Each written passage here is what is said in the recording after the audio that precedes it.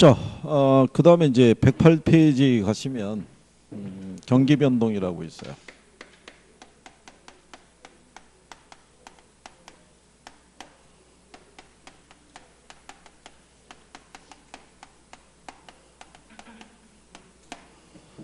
자, 이제 일반 이제 경기 변동이라고도 얘기를 해요. 예.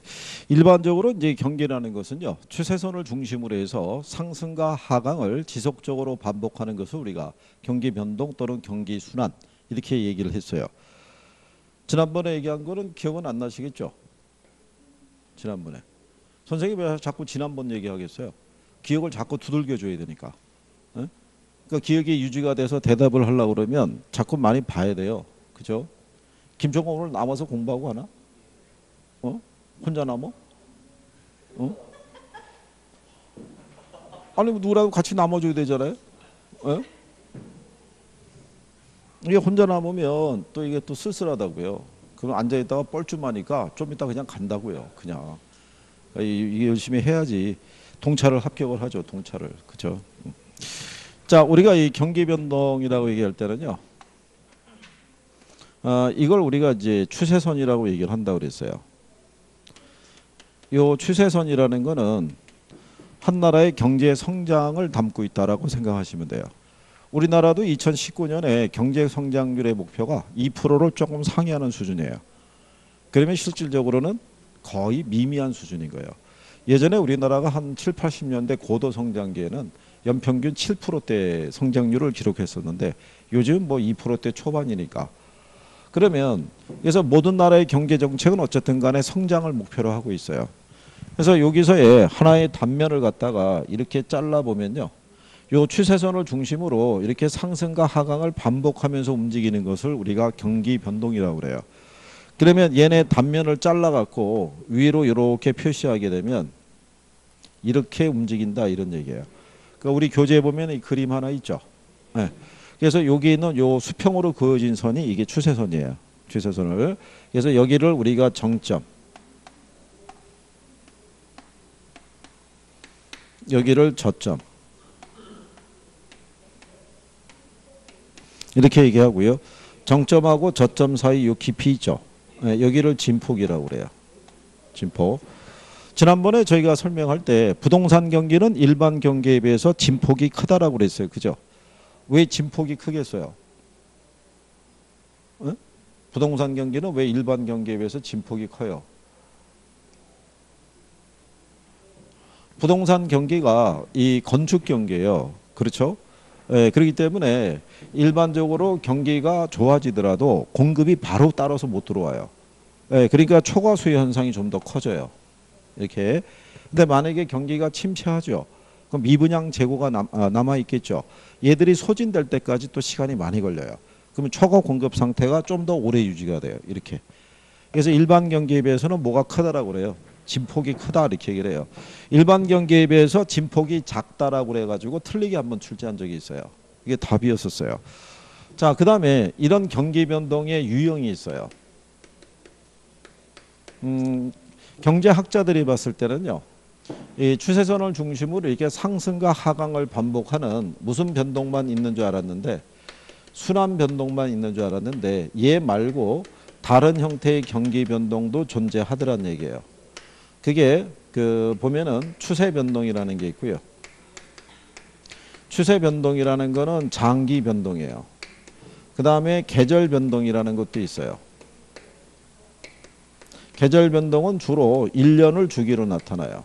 1년을 주기로. 그 다음에 무작위적 변동이라고 있어요. 이거는 주기가 없어요. 그러면 이 추세 변동은요. 주로 50년에서 60년 이상을 주기로 나타나는 거예요. 주로 경제의 성장이라든가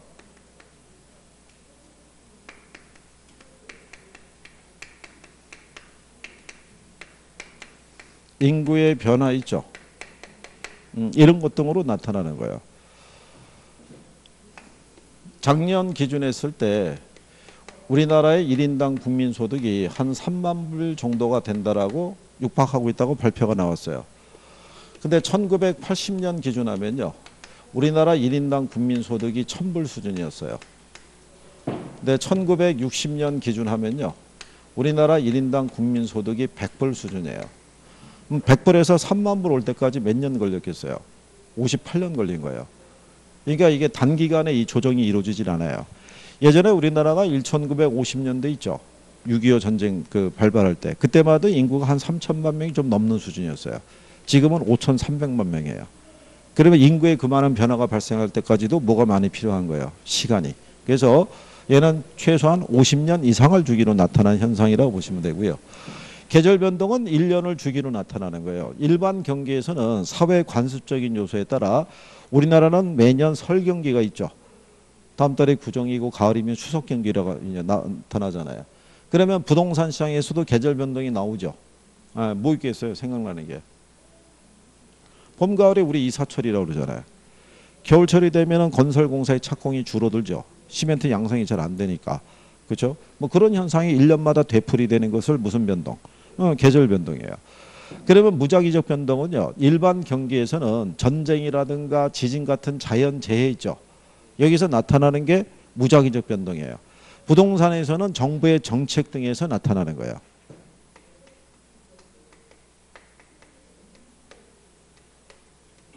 지금 전체적으로 부동산 거래가 많이 위축이 됐죠. 예, 그는 정부가 시장에 개입을 해서 뭘 한 거예요? 규제를 강화시킨 거죠.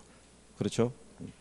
그래서 뭐 지금 강남의 재건축 시장에서는 84평방미터니까 뭐 평형으로 따지면은 뭐 24평 뭐 그 정도 수준인데 걔가 원래 시세가 한 8억 수준이었대요.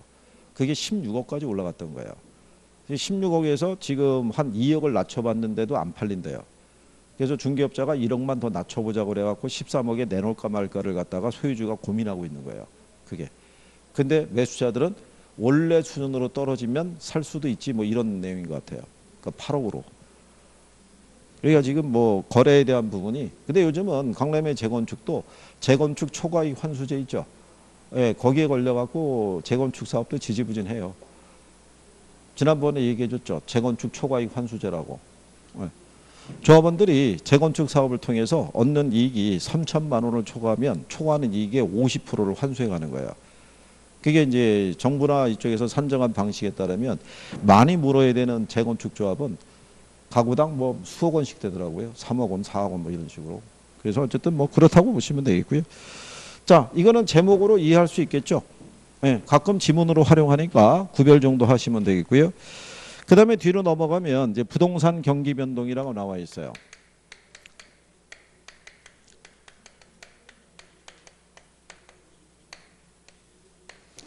자, 그러면 이 부동산 경기 변동이라는 것은요. 일반적으로 우리가 무슨 경기라고 그랬냐면 건축 경기라고 얘기했어요. 일반적으로 경기는 생산 활동을 중심으로 파악하는 게 기본이기 때문에 부동산 경기도 건축 경기를 중심으로 파악해요. 근데 이 중에서도 무슨 경기가 지표냐면요. 얘가 지표예요. 주택 건축 경기가. 우리 거기 경기 변동의 의의를 보면은 동그라미 2번에 부동산 경기는 건축 경기를 말하고 그 중에서도 주거용을 말한다 이렇게 돼 있죠. 좁은 의미로는 이 주거용 부동산 경기 얘기하고요. 넓은 의미로는 상업용, 공업용까지. 아주 넓은 의미로는 토지 경기까지 포함하는데 사회적인 이슈가 되는 건 주택 경기예요. 상가가 이 분양이 잘 안 되고요. 공장이 매매가 잘 안 되고 임야가 거래가 안 된다는 건 사회적 이슈가 안 돼요. 근데 아파트의 분양가가 올라가고 있고 미분양 재고가 쌓여 있다 뭐 이런 거 나오면은 바로 이슈가 돼요. 그래서 이게 경계 측정 지표라고 이렇게 생각하시면 될 거예요. 그 다음에 우리 교재에는 경기에 무슨 지표가 있어요? 이 지표는 왜 필요하냐면요. 경기는 눈에 보인다 안 보인다? 눈에 안 보이는 거예요. 근데 우리는 저 지표를 가지고 경기의 흐름이 바뀌는 거를 예측할 수 있어야 돼요. 지난번에 얘기한 것처럼 아무리 좋은 경기를 할지라도요. 이 경기는 꺾이게 돼 있어요. 꺾이는데 이게 급격히 꺾이게 되면 재고라든가 실업 있죠. 예, 이게 상당히 크게 나타나요. 그러면 나중에 정부는 이 경기를 다시 부양을 시키려고 그러면 막대한 재정 지출이 뒤따라야 돼요. 그렇다고 해도 보장할 수가 없죠. 그러니까 정부는 이 정도 타이밍에서 여러 가지 측정 지표를 갖고 얘가 꺾이는 타이밍을 예측을 해서 그 타이밍에서부터 서서히 연착륙을 시켜야 돼요. 완만하게. 그래야지만 요 과정에서 정부가 재정 지출을 확대를 시켜가지고 이것들을 최소화할 수 있도록 해줘야 돼요. 그래야지만 하강에 대한 정도가 작게 들어간 상태에서 다시 올라갈 수 있다고요. 근데 현실적으로는 물론 쉽지 않은데, 그래서 어쨌든 간에 그래서 여러 가지 지표를 쓰더라 이런 얘기죠. 그러면 이 측정 지표에 대해서는요, 이렇게 생각하시면 되죠. 지난번에 설명해 드린 것처럼 일반 경기가 수요하고 공급이 있죠. 예, 두 가지 측면을 갖고 측정을 해요. 그러니까 수요는 소비 얘기하고요. 공급은 생산을 얘기를 해요. 그럼 일반적으로 생산과 소비가 원활하면 경기가 좋은 거예요. 생산과 소비가 안 좋으면 경기가 안 좋은 거예요. 그래서 언론에 나오잖아요. 지금 소비 심리가 꽁꽁 얼어붙었다고. 그러니까 소비자들이 문을 안 여는 거예요. 지갑을 못 여는 거예요. 그렇잖아요. 소득은 그대로인데 물가는 어떻게 해야 돼요? 계속 오르잖아요. 그러니까 장 보러 가더라도 뭐 살 만한 게 별로 없는 거예요.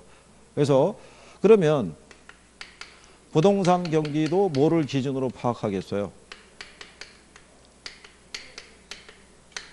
그래서 수요는 거래량 있죠. 공급은 건축량을 가지고 파악하는 거예요. 그러면 부동산 거래량이 많은지 여부는 뭐로 판단할 수 있겠어요? 일단 여러분들이 부동산을 만약에 구입을 하면 뭐 내야 돼요? 세금 내야 되죠. 그러니까 취득세액 있죠. 예, 그거 뭐 조사하면 알 수 있고. 그 다음에 소유관계가 변하면 등기할 거 아니에요. 그럼 등기 신청 건수 조사하면 거래가 늘었는지 아닌지를 알 수가 있죠. 그래서 여러분들이 거기 111페이지에 보면 박스 밑에 동그라미 2번에 부동산 건축량 그러면 공급 지표라고 해놨죠. 동그라미 3번에 거래량 그러면 무슨 지표? 그게 수요 지표라고 해놓은 거예요. 근데 여기 있는 이 건축량은요, 세분하게 되면 얘네는 건축 허가량,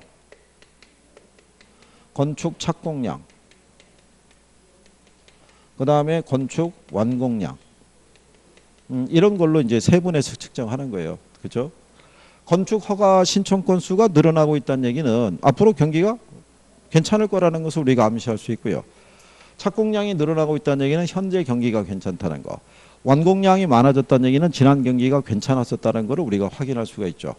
근데 경기를 측정할 때는 얘는 우리가 확인하기가 힘들기 때문에 얘네를 우리가 대리 지표로 쓰고 있다 이렇게 보시면 되겠고, 예, 그리고 이제 가격 변동이라고 있는데요. 이 가격은 보조 지표예요. 주요 지표가 아니라. 왜냐하면 부동산 가격이 상승했다고 그래가지고요, 경기가 반드시 좋아졌다고 단정할 수는 없어요. 전 세계적으로 원자재 가격이 폭등해서 어쩔 수 없이 건설사들이 분양가를 올릴 수밖에 없는 경우도 있는 거예요. 그래서 가격 변동은 그냥 무슨 지표다? 보조 지표다. 그런 정도로 인지하시면 되겠고요. 그 다음에 111페이지 하단에 가면은 양가로 3번에 뭐가 있냐면 경기 변동의 특성이라고 되어 있어요. 자, 요 특성에 보게 되면요. 뒷페이지 넘어가시면은 그러니까 내용은 이런 거예요. 첫 번째가 뭐냐면 일반 경기보다 주기가 길다는 거예요. 사이클이 길게 나타나는 이유는 부동산 상품의 수명이 일반 상품보다 수명이 길어요. 그래서 주기가 상대적으로 어떻게 돼요? 길게 나타난다. 이렇게 생각하면 되겠고요. 그 다음에 이제 보시게 되면요. 3번하고 4번하고 5번 있죠. 112페이지에. 예, 그거는 그냥 이렇게 생각하시면 돼요. 일반 경기와 비교했을 때요. 전체적으로 보면 이 부동산 경기는 후순환적인 양상을 떼요. 그러니까 후순환이라는 건 뭐냐면 뒤쳐져서 움직인다는 거예요. 일반 경기에 비해서 부동산 경기는 움직임이 뒤쳐져서 움직인다. 왜 그러겠어요? 일반 경기가 이렇게 사이클에 가잖아요. 그럼 부동산 경기는 이렇게 움직인다는 거죠. 뒤쳐져서. 뒤쳐져서 움직이는 게 뭐냐면 부동산 경기는 건축 경기예요. 그러니까 지어서 들어오기까지가 뭐가 많이 걸려요. 시간이 많이 걸리는 거예요. 그래서 우리가 전체적으로 보면은 후순환적이라고 얘기를 해요. 그런데 부동산 경기도 부문별 경기 있죠. 부문별로 들어가면은 상업용, 공업용 부동산이 있고요.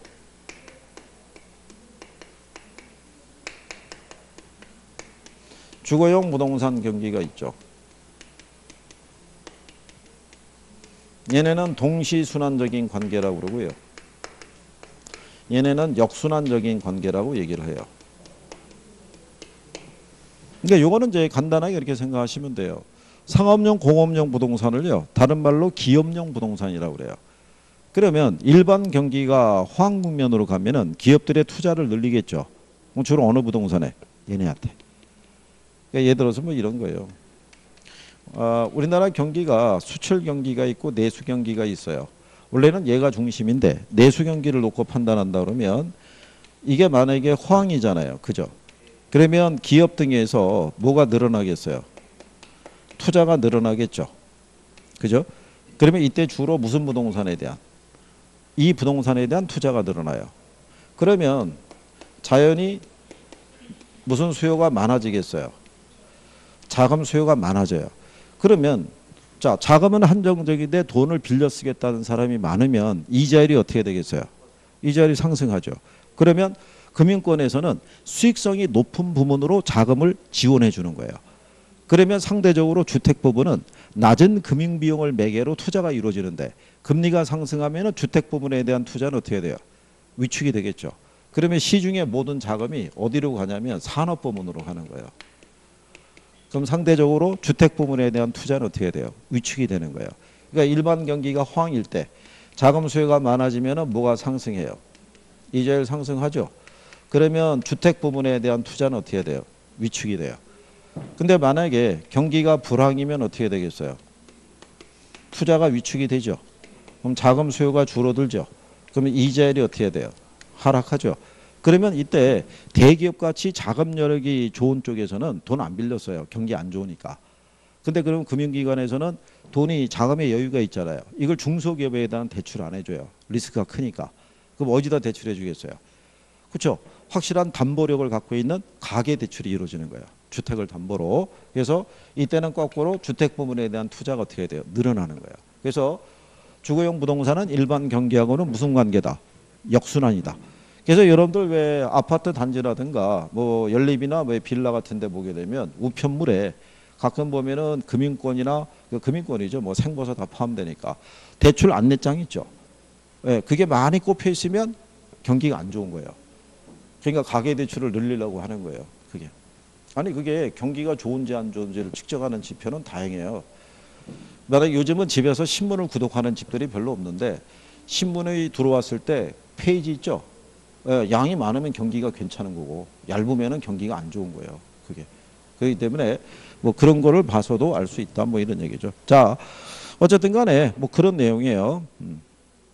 그 다음에 거기 6번에 가게 되면 부동산 경기는 순환 국면이 명백하거나 일정하지 않다라고 보시면 돼요.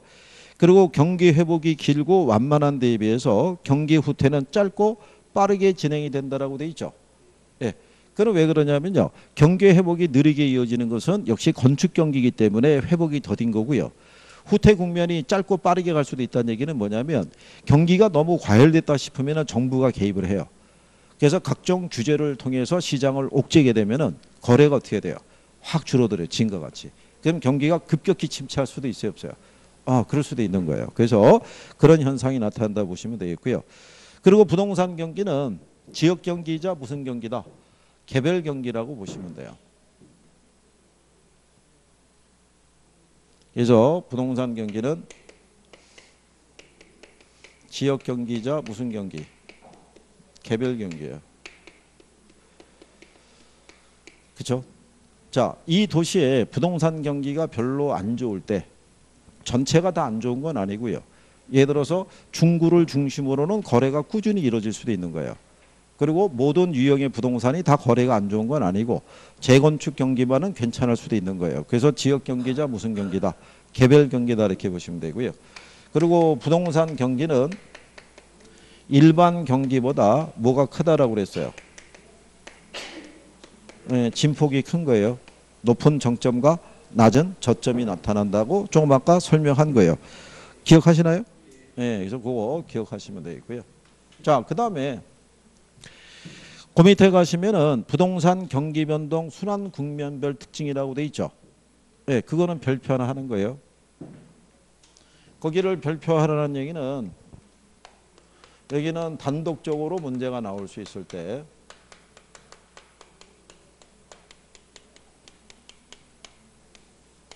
자, 그러면 여기도요. 보면은 회복시장이라는 게 있고요. 상향시장이라는 게 있고 후퇴시장이라는 게 있고 그 다음에 하향시장이라고 있어요. 여기까지는 일반 경기하고 똑같고요. 안정시장이라고 얘기하는 것은요. 이거는 부동산 시장에서만 나타나요. 일반 경기에는 없고. 근데 이것까지도 시험 지문으로 써요. 그러니까 그 정도까지는 뭐 인지는 하셔야 돼요. 여기 상향시장이라는 게 일반 경기의 호황에 해당하는 시장이고요. 하향시장이라는 게 일반 경기의 불황에 해당하는 시장이다. 이렇게 구별하시면 되겠고요. 그러면 거기 보시면은 하향시장, 회복시장, 상향, 후퇴, 안정 이렇게 5가지 나와 있죠. 자, 하향시장에서는요. 디귿하고 리을이 있죠. 예, 그거 체킹하시면 되고요. 회복시장에서는 리을하고 미음이 있죠. 그리고 상향시장에서는 리을하고 미음, 후퇴시장에서는 역시 디귿하고 리을. 그 다음에 안정시장 있죠. 예, 여기에서는 리을 정도. 이렇게 해서 지금 거기 체킹할 때 2가지 있죠. 그 2가지에 대한 것이 포인트예요. 왜 포인트가 되냐면 자, 만약에 경기가 회복이 됐다고 생각해 보세요. 경기가 회복이 되면 부동산 거래는 이전보다 늘어나요? 줄어들어요? 늘어나죠. 그러면 공가나 공실이 어떻게 돼요? 줄어들 거 아니에요. 그럼 시세는 어떻게 돼요? 조금씩 올라가겠죠.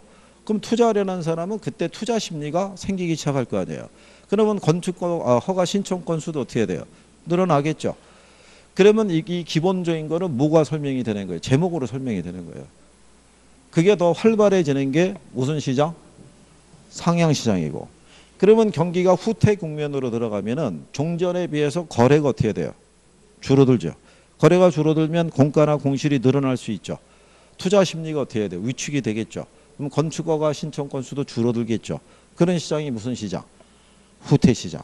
그게 더 심각하게 나타나는 게 무슨 시장? 하향 시장이라는 거죠. 그러니까 기본적인 거는 제목으로 구별이 돼요. 그럼 출제자들이 상식적으로 풀 수 있는 거를 지문으로 유도하진 않아요. 여기서 유도하는 거는 2가지예요. 첫 번째가 부동산 유통 활동이 있죠. 참고로 보면 유통 활동에 종사하는 사람들이 중개업자, 이삿짐센터, 인테리어 업체들 있죠. 이 사람들이 유통 활동에 종사하는 사람들이에요. 그러니까 부동산 경기가 안 좋으면 중개업자만 피해를 보는 게 아니라 이삿짐센터나 인테리어 가게들도 다 매출이 급감하는 거예요. 그렇죠? 그러면 유통 활동에서는 매도자가 있고 매수자가 있으면 누구 중시하겠어요? 상식적으로 매도자가 있고 매수자가 있으면 응?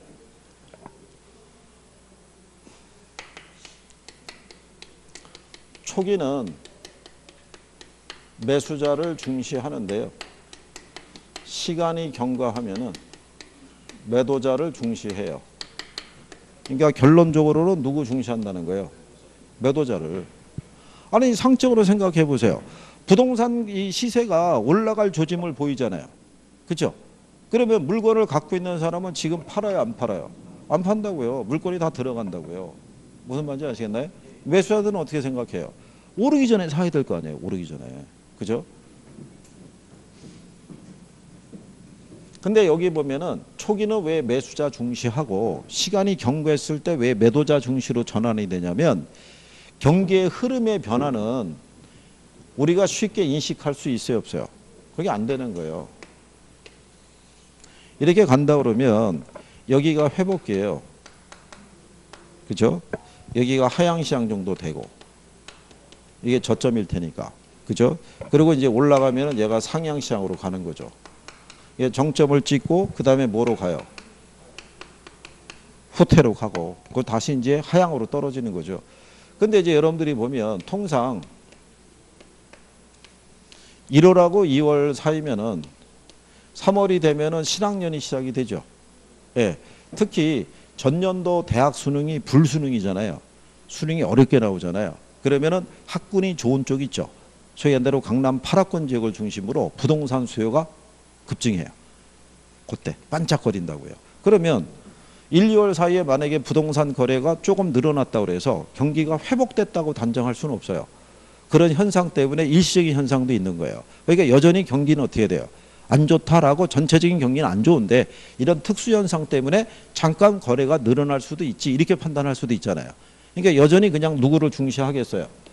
매수자를 중시하는데 가면 갈수록 매물이 어떻게 돼요? 하나둘씩 빠지기 시작하는 거예요. 거래가 계속 늘어나면서. 그 상반기를 쭉 겪으면서 보니까 완연하게 경기가 어떻게 돼요? 회복이 된 것 같은 거예요. 그러면 이제 누구 중시하겠어요? 매도자, 이제 매물이 물건 확보가 중요하죠. 그렇잖아요. 이게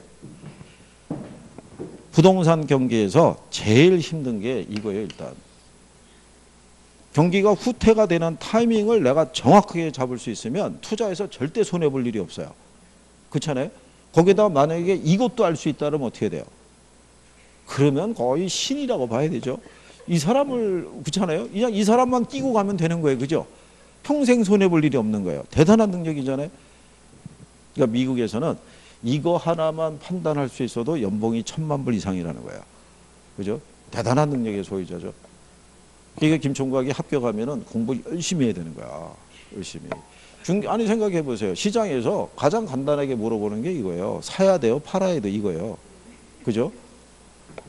그러니까 공부 많이 해야 돼요. 자, 그 다음에 과거의 거래 사례 가격이 있죠.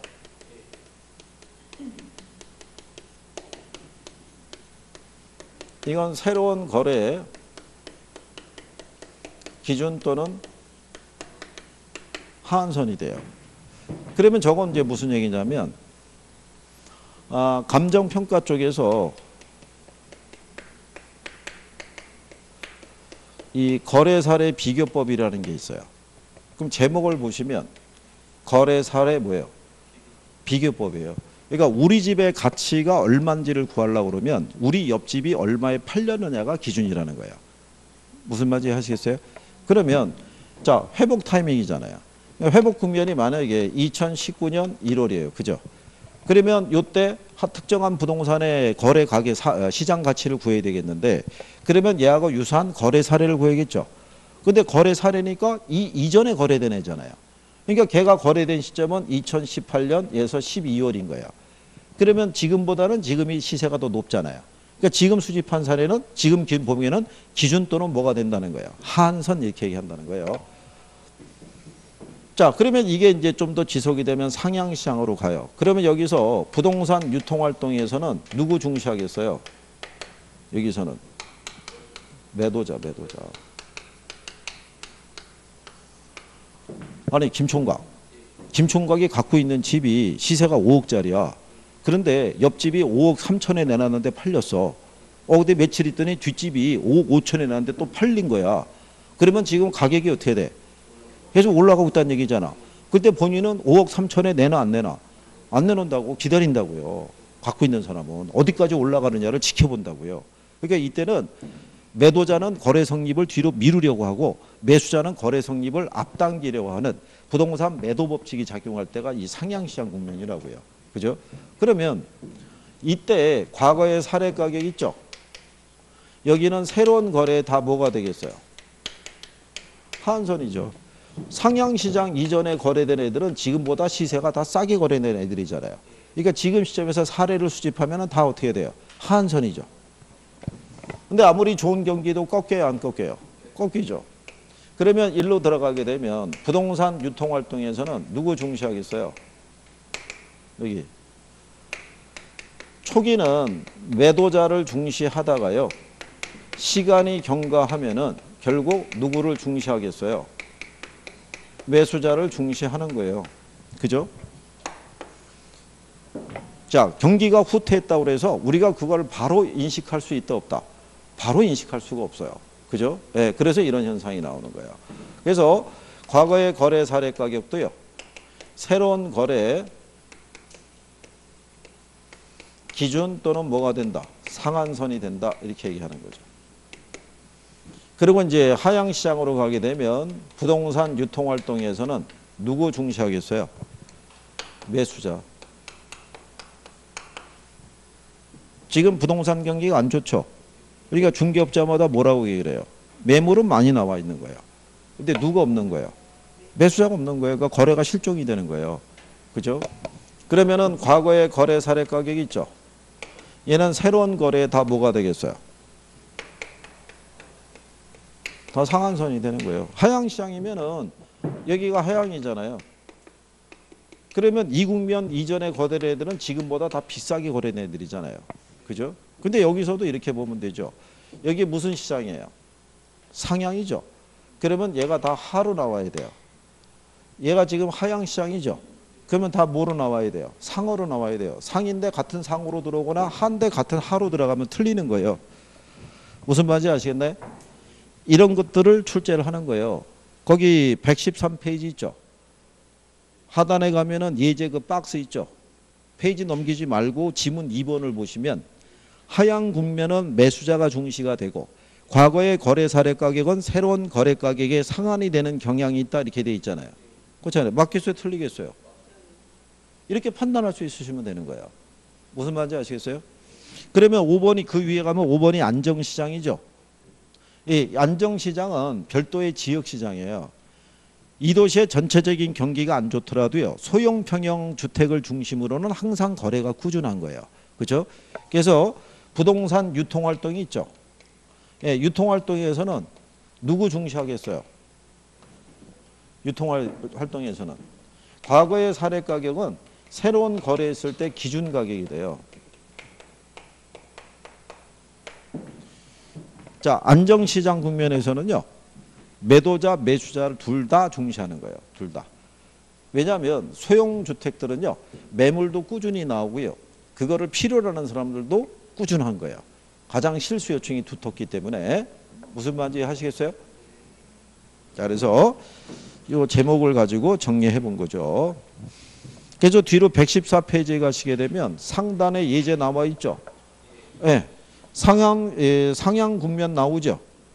예, 매도자 중시되고 그 다음에 하한이라고 나오면 맞는 거죠. 상인데 같은 상으로 들어오면 안 되죠. 무슨 말인지 아시겠나요? 예, 그러니까 그런 거 보고 자꾸 지문 내가 판단할 수 있으시면 되는 거예요. 그 다음에 이제 그 밑에 가면 거미집 모형이라고 있어요.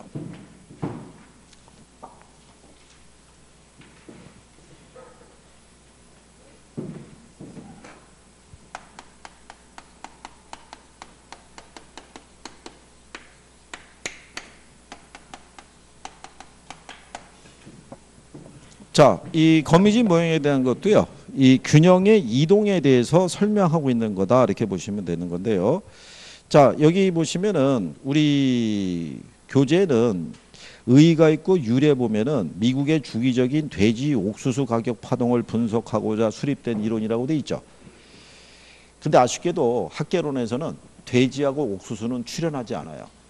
그러니까 일반 상품은 들어온다 안 들어온다 안 들어와요. 그냥 부동산만 들어오는 거예요. 이게 뭐냐면 돼지나 옥수수나 공통점이 뭐예요? 얘네를 공급하기까지는 시차가 존재해요. 돼지고기 수요가 급증했다고 해서 갑자기 돼지고기의 공급량을 늘릴 수는 없어요. 걔네를 도축하기까지는 돼지를 어떻게 해야 돼요? 사육을 해서 키워야 되잖아요. 그러면 돼지를 사육해서 키우려고 그러면은 뭐가 필요하냐면 사료가 필요하잖아요. 주요 사료가 옥수수라고요. 근데 또 옥수수라는 것도 하루아침에 찍어내듯이 나올 수는 없잖아요. 걔들도 또 재배를 해야 되잖아요. 그러니까 둘 다 수요 공급 간에 뭐가 존재해요? 시차가 존재하죠. 그렇죠? 그러면 부동산 시장에서도요. 부동산 경기 변동의 특징이 있죠.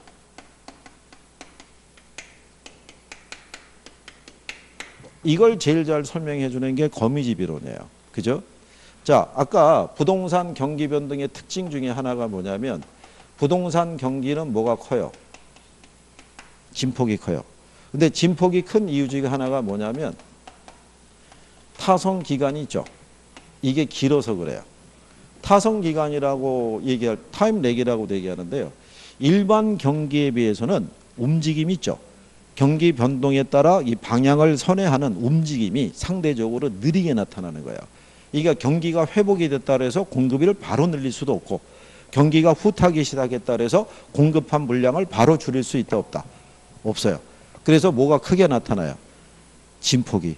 그러니까 초과 수요와 초과 공급적인 양상이 크게 나타난다라고 생각하시면 돼요. 그러면 이 거미집 모형이라는 것이 성립하기 위해서는 이 가정이라는 게 있어야 돼요. 이 가정을 놓고 이론을 성립을 시키는 거예요. 이 가정이 없으면 이론은 성립하지 않아요. 그래서 여기 가정은 뭐냐면요. 금기의 수요량이 있죠. 이거는 금기 가격에 반응을 하고요. 여기서의 금기라는 것은 현재를 생각하시면 돼요. 현재. 그 다음에 금기의 공급량이 있죠. 얘는 전기 가격에 반응을 나타낸 거예요. 그러니까 이제 예를 들어서 이런 거죠.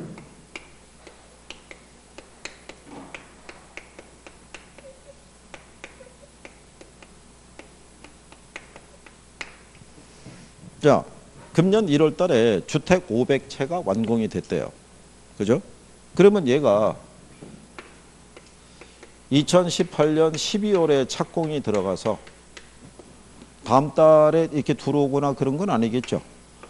500채를 생산하려고 그러면 뭐가 걸려요? 시간이 필요하죠. 그러면 실질적으로 얘가 착공이 들어간 건 한 2017년 9월 정도나 뭐가 들어갔겠어요. 이때 착공이 들어간 게 지금 들어온 거라고요. 무슨 말인지 아시겠어요? 그러면 이때 주택을 500채씩이나 착공을 했다는 얘기는 이때 틀림없이 부동산 수요가 어떻게 돼요? 늘어났다는 얘기잖아요. 늘어났는데 공급 물량이 어떻게 돼요? 부족했으니까 가격이 어떻게 돼요? 상승했겠죠. 그래서 이때 당시에 형성되어 있는 뭐를 보고 이 가격을 보고 착공이 들어간 거예요. 그러면 공급자들은 이 가격이 얘네가 뭐가 될 때까지 완공이 될 때까지 이게 그대로 유지될 것이라는 가정을 하고 착공이 들어간 거예요. 근데 현실은 중간에 경기는 바뀔 수 있어요, 없어요? 바뀔 수 있죠. 지금 수요가 500채가 수요가 있다고 그래서 500채를 착공을 한다는 거는 잘못된 판단이잖아요. 그죠? 얘가 완공이 될 때까지는 몇 년 시간이 필요한데 그때도 이 수요가 그대로 있으란 법이 어디 있어요? 그렇잖아요.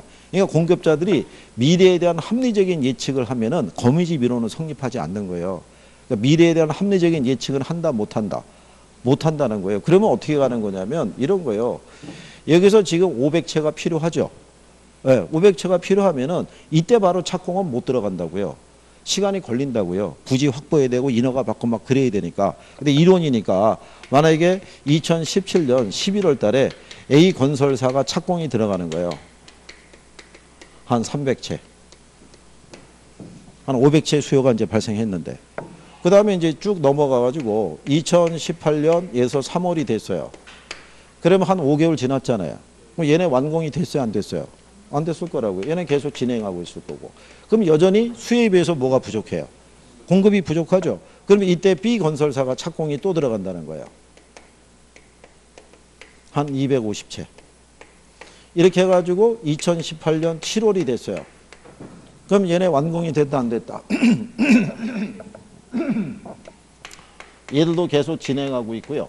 얘들도 계속 뭐하고 있을 때? 진행하고 있을 때 여전히 공급이 부족하다고 보고 C 건설사가 착공이 또 들어가는 거예요. 이렇게 순차적으로. 그러다가 보면 어느 순간에 먼저 착공이 들어간 애들의 물량이 시장에 쏟아지겠죠. 그러면은 자, 공급이 부족한 것들이 어느 정도 해소가 될 거 아니에요. 그죠? 그러면 그 뒤를 이어서 착공이 들어갔던 건설사들이 있죠.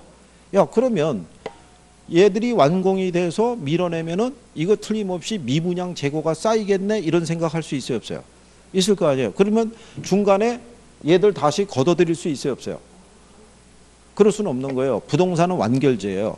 완성이 돼야만 상품으로서의 가치가 있는 거예요. 그럼 얘들이 다 쏟아지면 무슨 상태로 바뀌겠어요? 그러면 초과 공급 상태로 바뀌는 거예요. 그러니까 예를 들어서 이런 거요. 이런 이제 변화가 있다라고 보고요. 그러면 거기 보시면 거미집 모형의 안정 조건이라고 있죠. 거기 별편화하는 거예요. 안정 조건이 수렴형이라는 게 있고요. 발산형이라는 게 있고요. 그 다음에 순환형이라고 있어요. 이게 수렴형이 되게 한 조건은 뭐냐면요. 수요의 가격 탄력성이 있죠. 얘가 공급의 가격 탄력성보다 클 때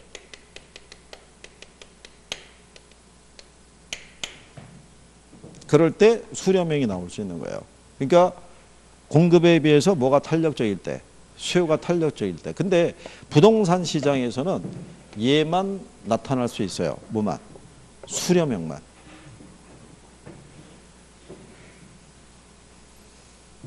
자, 그러면 예를 들어서 이런 거예요.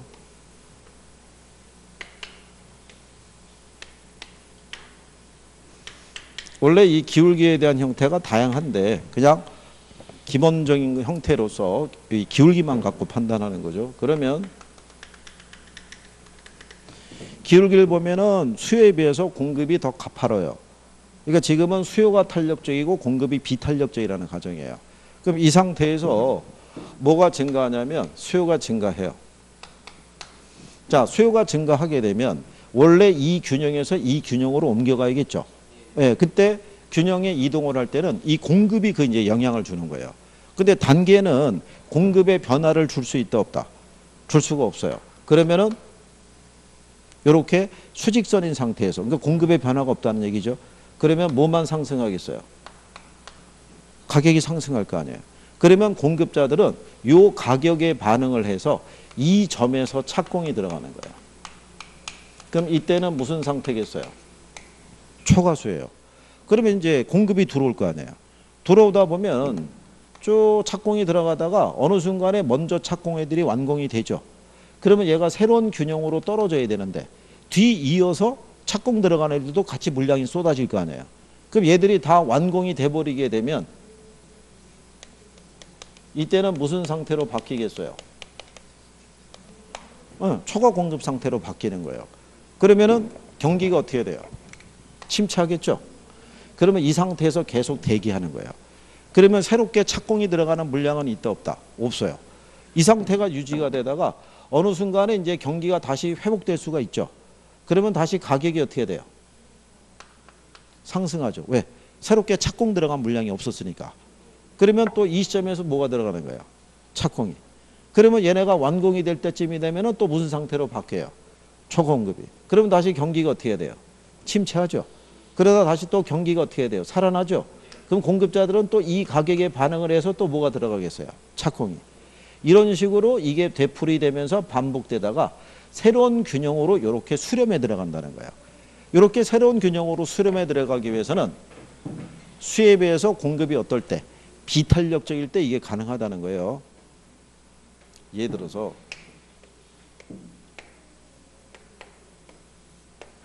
이렇게 돼 있다고 보시면은 지금은 수요 곡선의 기울기가 가파르고 공급이 만만하죠. 그렇게 되면은 이런 현상이 나온다고요. 이렇게 수렴이 되지 않고 발산이 된다고요. 발산이.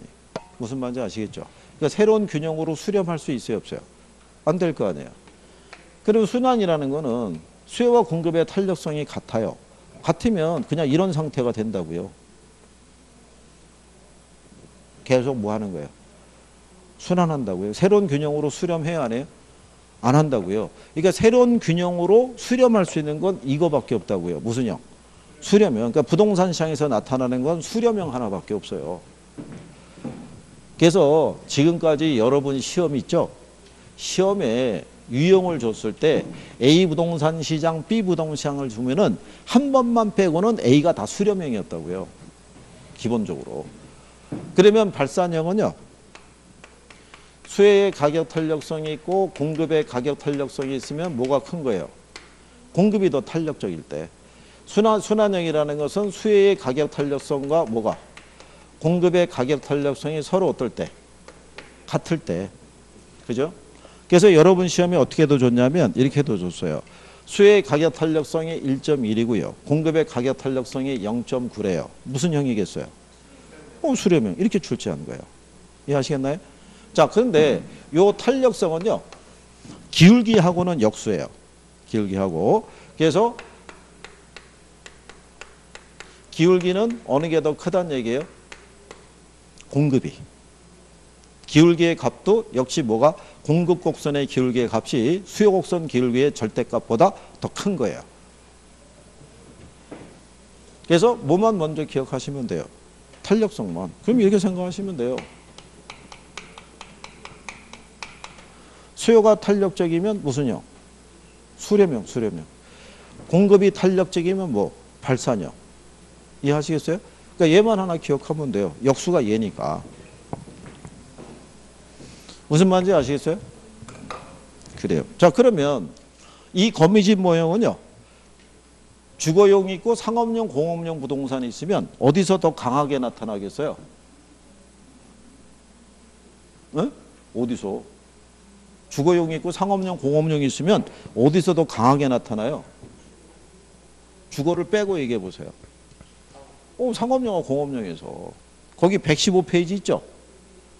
115페이지 가면은 거미집 모형의 평가라고 돼 있죠? 거기 동그라미 2번 있죠? 거미집 모형은 주거용 부동산보다는 상업용, 공업용 부동산에 더 강하게 적용이 된다 이렇게 돼 있잖아요. 왜 그러냐면 주거용 부동산이라고 이게 형태가 안 나타나는 건 아닌데 주택은 필수제잖아요. 그러니까 상대적으로 이 파동이 상대적으로 적게 나타난다고요. 상업용, 공업용에 비해서. 무슨 말인지 이해하시겠죠? 그 다음에 121페이지 가보세요. 거기 하면은 거미집이론 기출 나온 곳 있죠. 수렴형이 되기 위한 A와 B의 조건을 물어봤죠. 6번 문제. 121페이지. 그러면 수요의 가격 탄력성이 공급의 가격 탄력성보다 어떻게 돼야 돼요? 커야 되죠. 수렴형이 되기 위해서는. 그러니까 등호가 이렇게 가야 되잖아요. 이렇게. 얘가 커야 되니까. 그 다음에 기울기는 반대라고 그랬죠. 역수라고 그랬잖아요. 그러면 또 다른 하나는 이렇게 가야 될 거 아니에요. 역수니까. 무슨 말인지 하시겠어요? 그러면 그 밑에 가면 7번 있죠. 7번에 가면 A 부동산 보면 수요 곡선의 기울기의 값은 마이너스 0.3이고 공급 곡선의 기울기가 0.7이죠. 무슨 형이겠어요?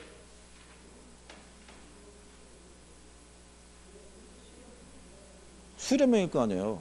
기울기의 값은 반대잖아요. 탄력성의 크기만 수요가 컸을 때가 수렴형이고 기울기의 값은 역수니까 기울기의 값은 뭐가 커야 돼요? 공급이 커야 돼요. 그러면 B는 보면은 수요곡선 기울기의 절대값하고 공급곡선의 기울기의 값이 같죠. 이게 절대값으로 명시하는 것은 부호를 생략하겠다는 거예요. 그러니까 마이너스 0.5로 보시면 안 되고 그냥 0.5로 보면 된다는 얘기예요. 무슨 말인지 이해하시겠어요? 근데 이제 뒤에 가시게 되면 문제 8번 있죠. 8번. 이렇게 해서도 물어봤어요. 자, 요령을 알려드리면 이런 거예요. 거기 보면은 A 부동산 있죠. 예, A 부동산을 보면 이렇게 돼 있죠.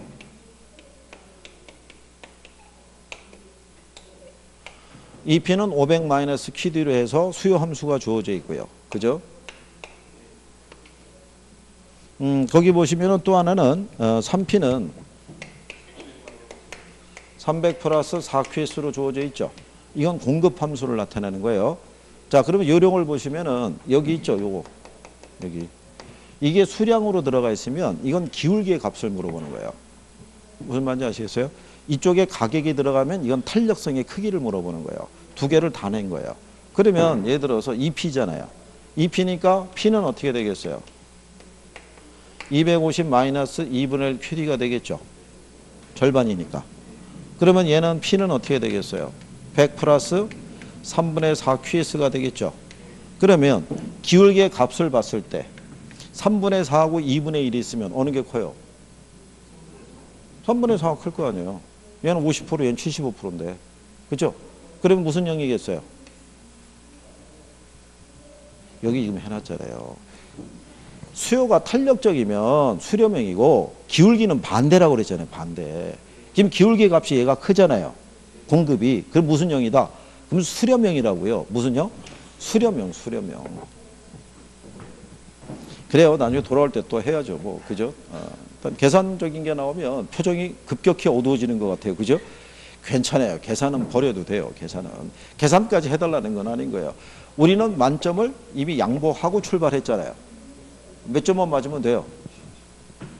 아니, 그래도 65점은 맞아야 돼. 왜냐하면 여러분들이 들어가시면 꼭 실수를 해요. 그것도 4개씩, 5개씩 실수를 해요. 그러니까 조금 더 맞아야 돼요. 자, 그래서 여기까지 경제론에 대한 걸 마무리했고, 그 다음에 이제 123 배제 시장론으로 가시는 거예요. 잠깐 쉬었다가 여기서부터 하시죠.